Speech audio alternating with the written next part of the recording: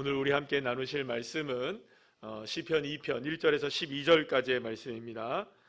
시편 2편 1절에서 12절, 구약성경 805쪽입니다. 어찌하여 이방 나라들이 분노하며 민족들이 헛된 일을 꾸미는가? 세상의 군왕들이 나서며 관원들이 서로 꾀하여 여호와 그의 기름 부음을 받은 자를 대적하며 우리가 그들의 맨 것을 끊고 그의 결박을 벗어버리자 하는도다. 하늘에 계신 이가 웃으시며 주께서 그들을 비웃으시리로다. 그때에 분문을 바라시며 진노하사 그들을 놀라게 하여 이르시기를 내가 나의 왕을 내 거룩한 산 시온에 세웠다 하시리로다. 내가 여호와의 명령을 전하노라. 여호와께서 내게 이르시되 너는 내 아들이라. 오늘 내가 너를 낳았도다. 내게 구하라. 내가 이방 나라를 내 유업으로 주리니 내 소유가 땅끝까지 이르리로다. 내가 철장으로 그들을 깨뜨리며 질그릇같이 부수리라 하시도다. 그런즉 군왕들아 너희는 지혜를 얻으며 세상의 재판관들아 너희는 교훈을 받을지어다. 여호와를 경외함으로 섬기고 떨며 즐거워할지어다. 그의 아들에게 입맞추라. 그리하지 아니하면 진노하심으로 너희가 길에서 망하리니 그의 진노가 급하심이라. 여호와께 피하는 모든 사람은 다 복이 있도다. 아멘. 옆에 있는 분들과 인사 나누겠습니다. 반갑습니다. 예, 감사합니다. 예, 오늘 이렇게 수요일 밤 3월 1일입니다. 벌써 3월 달 되니까 딱 달라지는 것 같은 느낌 안 드십니까? 예, 들죠? 오늘 온풍기를 드디어 껐습니다. 예, 이제 지금 봄이 다가왔구나. 정 권사님한테 여쭤봤어요. 뭐, 권사님 온풍기를 켜도 될까요? 안 켜도 될까요? 했더니 안 켜도 된대요. 이 정도면. 그러고 보니까 이제 진짜 3월이 된 것 같다, 봄이 된 것 같다는 생각이 듭니다. 꽃피는 봄이 오면, 그죠? 저와 여러분의 삶에도 풍성한 꽃과 또 열매가 맺어지는 이제 남은 한 해가 되시기를 소망합니다. 자, 오늘은 시편 2편의 말씀을 가지고 말씀으로의 회복이라는 제목으로 함께 은혜를 나누도록 하겠습니다. 우리가 오늘 이제 살펴볼 내용은 시편 2편의 내용인데요. 우리가 지난주에 시편 1편을 한번 살펴보았습니다. 근데 그때 말씀드린 게 혹시 기억나시는지 모르겠지만 시편은 1편부터 150편까지 있잖아요. 그래서 시편은 다른 성경과는 다르게 굉장히 인간의 그 모습을 적나라하게 그대로 드러내는, 때로는 울기도 하고 분노하기도 하고 때로는 감사하기도 하고 즐거워하기도 하는 희로애락의 모든 모습들이 다 이 시편 150편에 다 이제 녹아져 있다고 볼 수가 있습니다.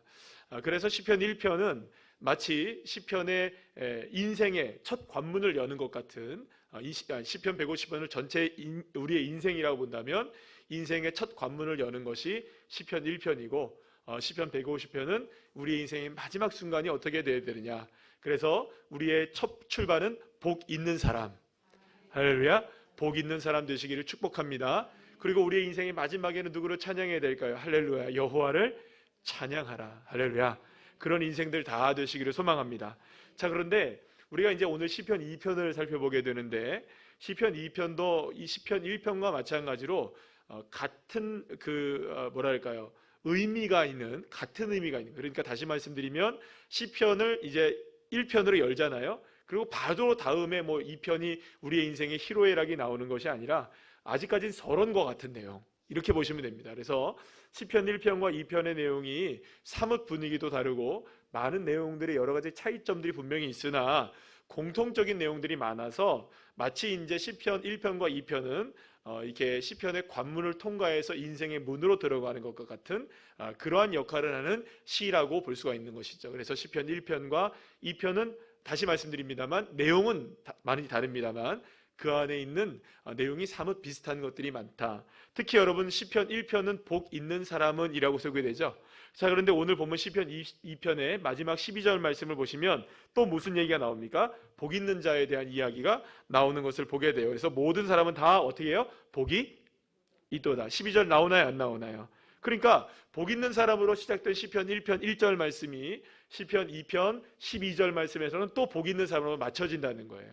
그러니까 마치 이제 시편 1편과 시편 2편은 하나의 쌍처럼 느껴지기도 한다는 것이죠. 또 시편 1편에서는 우리에게 뭐라고 얘기하느냐? 죄인의 길에 서지 말라고 얘기하죠. 어떻게? 죄인의 길에 서지 말아라. 그런데 시편 방금 말씀드린 2편 12절 말씀에서도 여호와께 그 죄인의 길에 서지 않는 사람은 복된다고 1장 1절에서 시편 1편 1절에서 말하고 있는데 시편 2편 12절 말씀에서는 여호와께 피하는 모든 사람이 복을 받는다. 그러면 여러분 보세요. 여호와께 피하지 않는 사람은 어떻게 된다는 겁니까? 망한다는 거예요. 그럼 여호와께 피하지 않는 사람은 다 어떤 사람입니까? 죄인의 길에 있는 사람들을 얘기하겠죠. 그래서 시편 1편이나 시편 2편이나 복 있는 사람, 죄인의 길, 승리하는 사람, 또 복 받는 사람, 망하는 사람의 이미지가 시편 1편이든 2편이든 그대로 이렇게 드러나고 있다는 것을 우리가 알게 되어지죠. 그래서 시편 1편 6절의 말씀을 보면 여러분들 악인의 길은 어떻게 한다고 말씀합니까? 망한다. 그런데 오늘 시편 2편 12절에서도 그래서 길에서 망하리라 뭐 이런 얘기가 나오잖아요. 그러니까 결국에는 이 시편 1편이나 2편이나 지금 말씀드린 대로 시편의 뭐랄까요? 관문을 여는 그런 시로서 복 있는 사람과 악인 그리고 망하는 사람 그런 사람들이 되지 말아야 된다. 그러려면 우리가 어떤 인생을 살아야 되느냐? 그런 인생이 되려면 어떤 인생이 되어야 되느냐라는 것을 1편도 2편도 우리에게 소개시켜주고 있는 것이라고 볼 수가 있는 것이죠. 자, 그런 의미에서 우리가 시편 2편의 말씀을 우리가 한번 자세히 조금만 더 깊게 한번 살펴보도록 하겠습니다. 자, 오늘 보면 1절에 3절 말씀 우리 다 같이 다시 한번 읽어볼까요? 시작. 어찌하여 이방 나라들이 분노하며 민족들이 헛된 일을 꾸미는가? 세상의 군왕들이 나서며 관원들이 서로 꾀하여 여호와와 그의 기름 부음 받은 자를 대적하며 우리가 그들의 맨 것을 끊고 그의 결박을 벗어버리자 하는도다. 아멘. 자, 오늘 본문에서 보게 되면 세상의 특징을 두 가지로 이야기합니다. 세상의 특징을 뭐라고 얘기하는가 하면 민족들이 뭘 꾸민다고요? 헛된 일을 꾸민다. 그리고 또 세상의 군왕들과 관원들이 나서서 뭘 합니까? 그 서로 꾀하여 이렇게 얘기합니다. 꾀한다.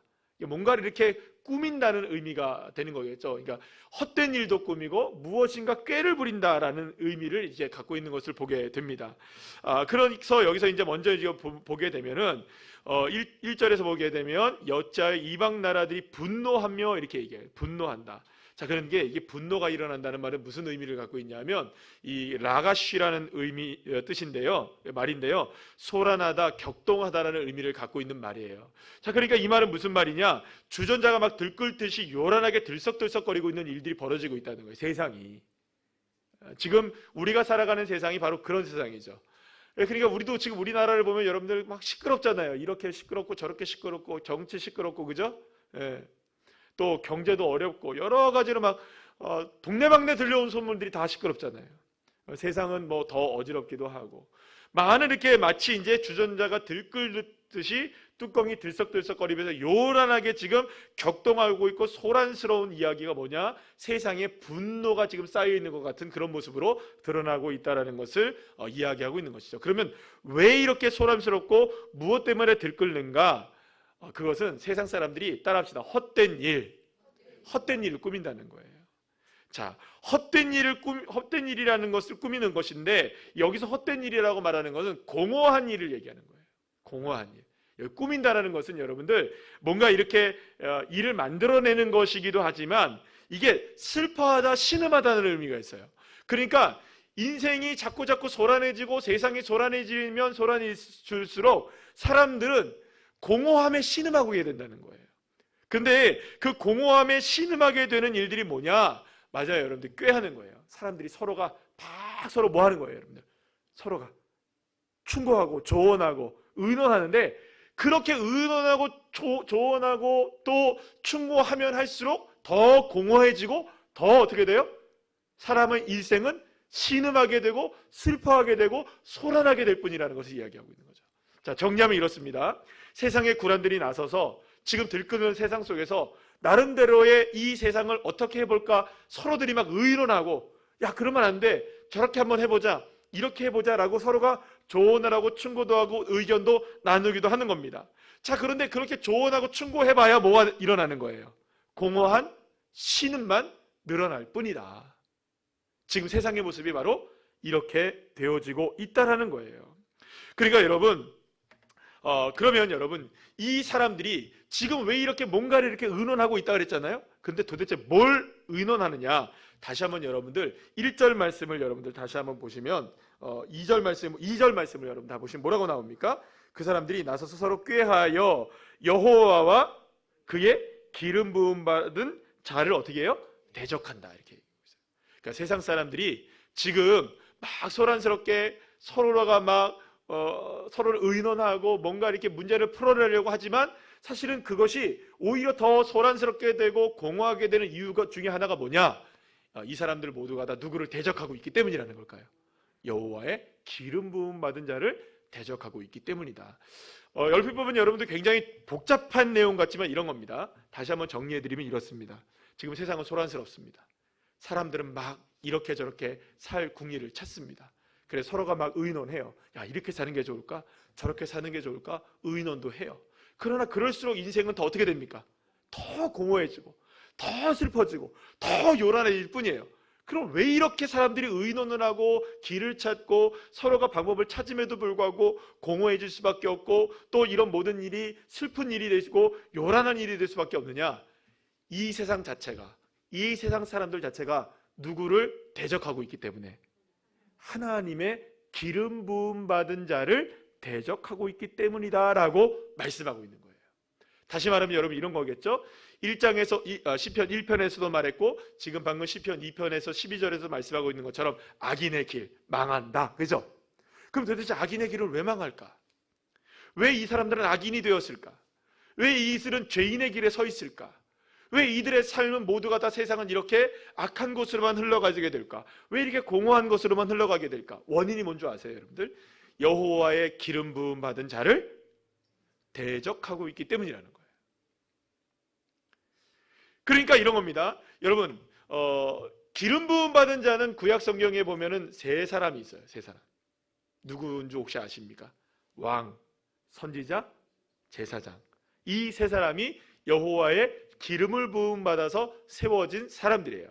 자, 그런데 이것이 물론 여기서 말씀드리는 것, 여기서 말하고 있는 것은 물론 방금 말씀드린 것은 제사장이나 선지자나 혹은 또 왕 이런 사람을 얘기하지만 궁극적으로 여러분 여기서 누구를 얘기할까요? 이 세 가지를 모두 다 갖추신 분, 하나님의 아들이신 예수 그리스도를 얘기하는 거예요. 이게 딱 정답이 나오게 되는 거죠. 신약 성경에서는 분명하게 우리에게 기름 부음 받은 자를 그리스도라는 의미가 뭐야? 기름 부음 받은 자라는 거예요. 그러니까 그리스도 예수, 우리의 예수 그리스도, 그분이 바로 기름 부음 받은 자임을 믿으시길 바랍니다. 그러니까 세상은 누구를 미워하는 거예요? 자꾸 예수님을 미워하는 거예요. 여러분, 세상이 예수님을 미워하고 예수님을 대적하는 한 세상의 문제는 풀려지지 않는다는 거예요. 예수님을 그러나 반대로 얘기해 볼까요? 여러분, 예수님을 사랑하시면 세상의 문제가 풀리는 거예요. 예수님을 온전하게 섬기면 삶의 문제가 해결되는 것이죠. 여러분 믿으십니까? 세상이 길을 찾지 못하고 세상이 방법을 찾지 못하고 세상의 대안적인 길을 얻지 못하는 이유가 어딨냐? 예수님을 제쳐두니까요. 예수님은 방법이 없는 거예요, 여러분. 제가 어제인 것 같아요. 어제 동아일보인가 구미일보인가 이렇게 제가 봤더니 구미일보 같아요. 광고가 하나가 실려 있어요. 근데 광고가 뭐냐면 요즘에 저출산 문제가 너무 심각하잖아요, 여러분. 그래서 지금 뭐 여러 가지 이제 문제들이 많은데 지금 한국 교회에서 나서서 지금 저출산을 해결하기 위한 대안 하나를 제시를 했어요. 저는 이게 광고로 봤어요. 근데 뭐냐 하면 이런 겁니다. 지금 전국에 얼마나 많은 교회들이 있어요. 그죠? 교회 시설 나름대로 다 갖춰진 시설을 갖고 있잖아요. 그러니까 이 시설들을 어린이 방과 후 시설이든지 보육 시설이든지 우리가 개방을 할 테니까 마음껏 쓰십시오. 나라에서 쓰십시오.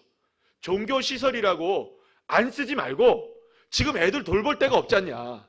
그러니까 애들 돌보는 시설로 교회들을 사용해 주십시오라고 정식적으로 제안을 했다는 거예요. 우리 참 좋은 제안이다. 여러분 생각해 보세요. 우리 교회 같은 경우도 예를 들어 3층을 보육시설로 만약에 나라에서 쓰시겠다 하신다면 왜 우리가 안 빌려줄 수 있겠습니까? 한켠에 한 방이라도 하나를 만들어서라도 보육시설 아이들 여러분들 그 출산 문제 해결할 수 있다면, 그죠? 예. 애들 부모님들이 맞벌이하고 또 애들 맡길 데가 없어가지고 그렇게 지금 어렵다고 한다면 이런 시설도 우리가 사용하면 되지 않겠어요? 신박한 제안을 했는 것 같아요. 근데 이게 법적으로 문제가 있는 거예요. 종교시설 이런 것들은 또 안 된다네요. 이걸 풀어달라 이거예요. 그래서 이거를 우리가 할 테니까 해달라 이런 얘기들을 제안을 했어요. 자, 그러면 세상은 좋아할까요? 싫어할까요? 대안을 줘도 싫어해요. 왜 그럴까요? 무조건 교회와 그리스도인들이, 기독교인들이 하는 거는 다 싫어해요. 그럼 여러분 이해가 안 가죠? 우리는 좋은 대안을 갖고 있고, 여러분 교회만큼 사회사업 많이 하는 데 있습니까? 없어요, 여러분. 교회만큼 여러분 지역사회를 위해서 헌신하는 우리 지역사회에서 어떤 기관들이 있을까요? 자기 돈 들여갖고 하는 사람들이 있을까요? 눈 씻고 찾아보세요, 여러분. 있나? 나머지는 다 기관들이에요, 여러분들. 다 어디서 후원을 받는지 정부 기관이든 다 이런 데지. 자발적으로 민간이 나서가지고 우리가 십시일반 이렇게 헌금을 해가지고 아무런 조건 없이 이렇게 헌신하고 이런 기관들이 있나요? 없어요, 여러분. 우리 교회만 그러나요? 다른 교회들 다 하는데요? 그런데 인정 안 하는 거예요. 도움은 다 받으면서. 왜 인정 안 하게요? 방금 말씀드렸잖아요. 세상은 근본적으로 예수와 대적하고 있기 때문인 거예요. 그래서 요한복음 7장 7절 말씀에서 예수님이 우리에게 이렇게 말씀하십니다. 시작. 세상이 너희를 미워하지 아니하되 나를 미워하나니 이는 내가 세상의 일들을 악하다고 증언함이라. 아멘. 여러분, 세상이 왜 예수님을 미워하는 줄 아시겠죠? 예수 그리스도를 만나게 되면 무엇이 드러날 수밖에 없냐면 죄가 드러날 수밖에 없어요. 그러니까 죄가 드러나는 것이 싫은 거예요, 세상은. 여러분, 하물며 우리들도 죄가 드러나는 게 썩 유쾌합니까? 유쾌하지 않습니까? 유쾌하지 않잖아요. 근데 세상 사람들이 예수 그리스도를 만나면 죄가 드러나고 예수님이 죄를 선포하시는 것에 대해서 귀를 기울일까요? 여러분, 싫죠. 당연히 싫죠. 그래서 여러분, 우리가 사실은 이렇게 추악한 일들 굉장히 많잖아요. 우리 세상에서 얼마나 많은 추악한 일들이 벌어집니까? 우리가 들려오는 소식들, 뉴스로 접하게 되는 일들, 정말로 이 시대가 얼마나 가증스럽고 악한지는 우리가 이야기하지 않아도 너무나 우리가 잘 알고 있잖아요. 자, 그런데 그러한 세상에 살아가고 있는 이 세상 사람들은 세상에서 잘 순응하며 그래도 살아가는 것 같아요. 무뎌지는 것 같아요.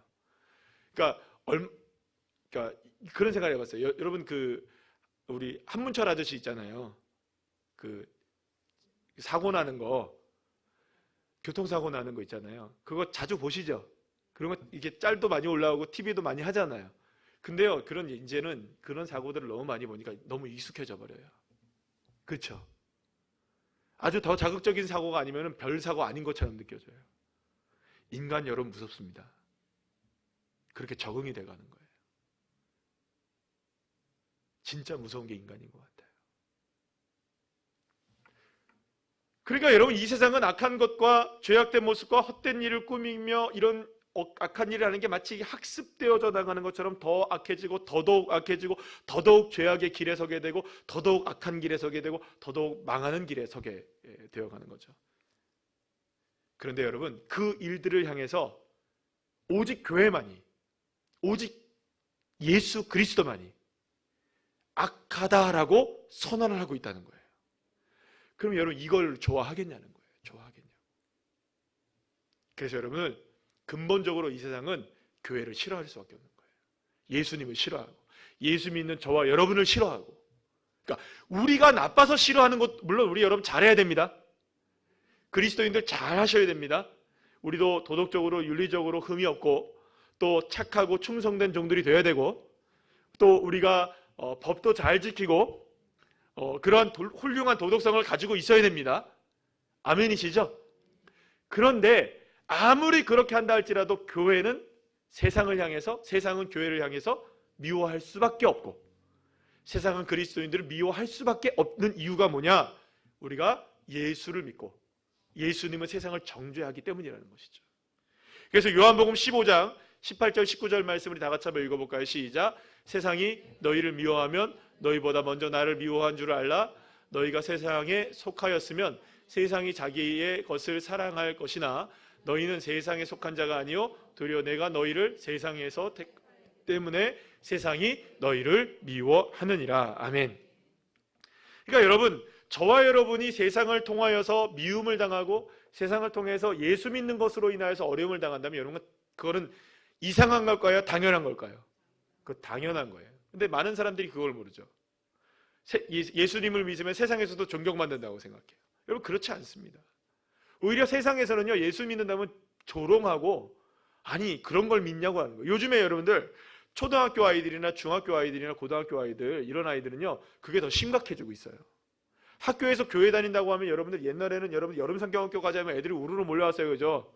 아이스크림 하나 먹으려고. 근데 이제 그런 시대가 지났잖아요. 그래서 아이들이 학교에서 교회 다닌다고 하면 무슨 교회 같은 데 다니냐고 그래요. 애들이 이해를 못하는 거예요. 교회를 다닌다는 말에. 지금 우리 10대 같은 경우에는, 우리나라의 10대 같은 경우에는 복음화율이 약 4% 이하로 떨어져 있다고 그래요. 심각합니다 지금. 그러니까 엄청나게 지금 어려운 상황 속에 살아가고 있는데요. 그러니까 미움을 받을 수밖에 없는 거예요. 결국에는 아무리 우리가 착하게 살아도, 우리가 아무리 괜찮게 살아도 세상은 근본적으로 누구를 미워하는 거예요? 예수 그리스도를 미워하니까. 그렇다면 여러분, 우리가 이런 생각을 해야 됩니다. 예수님 잘 믿으면 칭찬받고 명성을 얻어야 되는데, 오히려 반대로 생각해요. 예수님을 잘 믿었는데도 세상이 여전히 나를 잘 이해하지 못하는 것 같다. 그러면 여러분, 우리가 반대 정신으로 생각하면 예수 잘 믿고 계시는 겁니다. 그러니까 이런 거죠. 우리 과장님은 나랑 비슷한데? 교회 다니는데 나랑 별로 다를 게 없네? 잘 마시고 잘 놀고 잘 하시는데 내 편인가? 여러분, 이건 문제가 있는 거죠. 그죠? 무슨 얘기인지 아시겠죠? 근데 이 사람은 교회 다닌다는데 일도 잘하고 맨날 회식도 잘 안 가고 막 거기서도 이렇게 버티고 이렇게 하는데도 참 이 사람은 참 미워. 그런데 무시할 수는 없네. 그리고 이제 사람들이 미워해요. 그러면 여러분, 인정받는 겁니다. 이해가 되시죠? 우리 예수 믿는 것으로 인하여서 혹시나 어려움을 당하신다면 하나님의 은혜임을 감사하시기를 바랍니다. 그러나 반대로 만약에 내가 예수를 믿었음에도 불구하고 세상과 별로 차이가 나지 않는다, 그러면 여러분, 우리 삶의 신앙을 점검해 봐야 되는 것이죠. 우리의 언어, 우리의 행동, 우리의 말. 그렇다면 여러분, 나는 세상에 속해 있을까요? 예수님께 속해 있을까요? 세상의 헛된 것을 우리가 바라보며 살까요? 아니면 주님의 신령한 은사들을 우리가 사모하며 살아가고 있는 인생들일까요? 그래서 여러분들, 오늘 본문 3절 말씀에서 시인은 이렇게 고백합니다. 다 같이 시작. 우리가 그들의 맨 것을 끊고 그의 결박을 벗어버리자 하는도다. 아멘. 사랑하는 여러분, 세상 사람들이 메고 있는 것, 그 결박들을 그리스도인들만이 끊을 수 있는 줄 믿으시길 바랍니다. 왜냐하면 세상의 이 분노와 헛된 것들을 꾀하는 일들이 우리가 하나가 되지 말고, 오직 예수 그리스도로 말미암아 새로운 피조물이 되어서 우리가 세상의 이 저주를 끊어내고 복된 길로 진짜로 걸어갈 수 있는 믿음의 자녀들 다 되시기를 간절히 소망합니다. 자, 그렇다면 무엇으로 인하여 우리는 죄인의 길에 서지 않고 악한 자의 길에 서지 않고 복 있는 사람의 길을 살아가고 또 결박을 끊어내고 하나님의 거룩하신 능력 가운데 우리가 살아갈 수 있느냐? 우리가 시편 1편 1절 2절 말씀 우리 다 같이 다시 한번 읽어보겠습니다. 시작. 복 있는 사람은 악인들의 꾀를 따르지 아니하며 죄인들의 길에 서지 아니하며 오만한 자들의 자리에 앉지 아니하고 오직 여호와의 율법을 즐거워하며 그의 율법을 주야로 묵상하는 자로다. 아멘. 복 있는 사람, 의인, 죄인의 길에 서지 않는 사람, 이 모든 사람의 공통적인 특징이 뭐냐? 여호와의 말씀을 묵상하는 자다. 하나님의 말씀으로 인하여 좌로우로 치우치지 않는 사람이더라. 세상이 아무리 들끓고 세상이 아무리 이런 일을 꾀하고 저런 일을 꾀하고 공허한 일에 많은 사람들이 그것이 진짜인 것 같이 막 살아가고 막 그런 일들에 막 집중을 하고 사람들이 그런 일들에 막 매몰되어져 나간다 할지라도 예수 믿는 우리들은, 이왕지사 우리가 예수를 믿었다면 세상에서 우리가 온전하게 예수 믿는 것 때문에 인정을 받습니까? 안 받습니까? 받지 못한다 손 치더라도 그러면 이왕 우리가 예수 믿고 구별되기 시작했다면 확실하게 구별되어서 무엇으로요? 하나님의 말씀으로. 믿으십니까? 하나님의 말씀으로 우리가 확실하게 구분되어져야만, 예수 그리스도의 십자가의 은혜를 드러내야만 우리가 세상에서 온전하게 완전하게 구별되는 인생이 될 때, 세상은 때로는 우리를 업신여길 수 있고 우리를 미워할 수도 있으나, 그러나 여러분은 걱정하지 마시기 바랍니다. 하나님 내 편이시고, 믿으십니까? 주님의 의로운 오른손이 우리를 붙들고 계시고, 그러니 여러분 우리는 걱정이 없는 거예요. 여러분 세상이 우리를 미워한다 할지라도 담대하시길 바랍니다. 왜요? 주님이 세상을 이겼다고 말씀하시잖아요. 그러니 여러분 하나님의 말씀으로 세상을 이겨내는 믿음의 자녀들 한 분 한 분들 다 되시기를 간절히 축원합니다. 그러니 여러분 이런 도전들이 다가올 때가 있잖아요. 우리에게 교회 다닌다, 예수 믿는다, 그런 도전들을 받을 때 오히려 이때가 바로 내가 더 하나님의 말씀 붙들어야 될 때구나, 내가 이때일수록 예수의 십자가를 붙들어야 될 때이구나, 그럴 때 주님을 더욱더 바라보시길 바랍니다. 그래서 여러분들 우리가 마태복음 5장에서 예수님께서 산상수훈에서 말씀하는 것처럼 핍박을 받는 자가 복이 있는 거예요. 그 사람들은 천국을 이미 소유한 거예요. 왜? 천국이 뭡니까? 하나님을 소유했기 때문에. 그러니 여러분 우리가 어떤 상황에서도 예수 믿는 것으로 인하여서 어려운 일을 당한다, 그러면 그분은 복된 자리에 지금 있는 것이죠. 그 상황 속에서 여러분들 말씀으로 이겨낼 때 하나님의 큰 역사가 일어나게 될 줄로 믿으시길 바랍니다. 자, 그래서 오늘 보면 5절 9절 말씀에 보시면 하나님의 말씀에 대해서 세상 사람들이 가지고 있는 태도가 어떠한지에 대한 부분들이 나오게 되는데요. 5절에서 9절 말씀을 다 같이 한번 읽어볼까요? 시작. 그때에 분을 바라며 진노하사 그들을 놀라게 하여 이르시기를 내가 나의 왕을 내 거룩한 산 시온에 세웠다 하시리로다. 내가 여호와의 명령을 전하노라. 여호와께서 내게 이르시되 너는 내 아들이라. 오늘 내가 너를 낳았도다. 내게 구하라. 내가 이방 나라를 내 유업으로 주리니 내 소유가 내 땅끝까지 이르리로다. 내가 철장으로 그들을 깨트리며 질그릇같이 부수리라 하시도다. 아멘. 하나님은요 이런 말씀을 하시는 겁니다. 지금 세상의 그 사람들은 하나님의 말씀을 듣지 못하고 하나님의 말씀대로 살지 못하게 하기 위해서 끊임없이 우리를 철장에 가두고 끊임없이 우리를 질그릇 속에다 넣어버리고 우리를 끊임없이 힘겹게 만든다는 것을 말씀하고 있는 거예요. 자, 그런데 우리 주 여호와 하나님께서 이제는 말씀대로 살아가지 못하게 하는 이 세상의 모든 시도들을, 온전히 하나님의 은혜 가운데 살아가지 못하게 하는 이 철장들을 다 깨부시겠다고 말씀하시는 거예요. 그럼 무엇으로 깨부시느냐? 오늘날 내가 너를 낳았도다. 누구이십니까? 예수 그리스도이시죠. 사랑하는 여러분, 우리 주 예수 그리스도를 믿는 믿음으로 하나님 말씀으로 우리가 승리해 간다면 반드시 우리의 삶을 얽매우고 있는 수많은 철장들이 깨트려지고 질그릇이 부수어질 줄로 믿으시길 바랍니다. 그래야 우리에게 믿음 하나가 있는 거죠. 어떠한 상황 속에서라도 우리가 하나님의 말씀으로 나가려고 할 때, 예수의 십자가를 의지하려 나가려고 할 때는 그 철장이 깨지는 거예요. 사랑하는 여러분, 여러분들의 인생 가운데 우리를 가두고 있는 여러 많은 철장들이 있을 줄 모르겠어요. 때로는 관계의 철장들이 우리를 어렵게 만들기도 하고요. 때로는 우리의 물질의 철장들이 우리를 어렵게 만들기도 하고요. 또 때로는 건강의 철장들이 우리를 옥죄어 오기도 하죠. 또 우리의 삶 속에서 우리의 신앙의 우리가 영적인 삶 속에서도 그런 영적인 무지함들로 인한 철장들이 우리를 가두기도 할 것입니다. 그러나 사랑하는 여러분, 그때 우리가 그 철장들을 깨트릴 수 있는 능력이 예수 그리스도에 있음을 믿으시길 바랍니다. 예수 그리스도를 그래서 보내주신 거잖아요.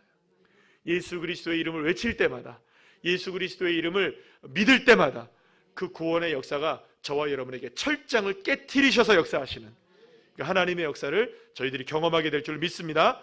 그래서 이 말씀을요, 사도행전에서는요 2번이나 오늘의 이 본문의 말씀을 이렇게 반복해서 이야기하는 것을 보게 되는데, 한 번은 사도행전 4장에서 베드로가 이야기를 합니다. 근데 베드로는 그대로 인용을 한 것에 반해서 사도행전 13장 33절 34절 말씀을 보면 사도 바울이 이거를 풀어서 해석을 해요.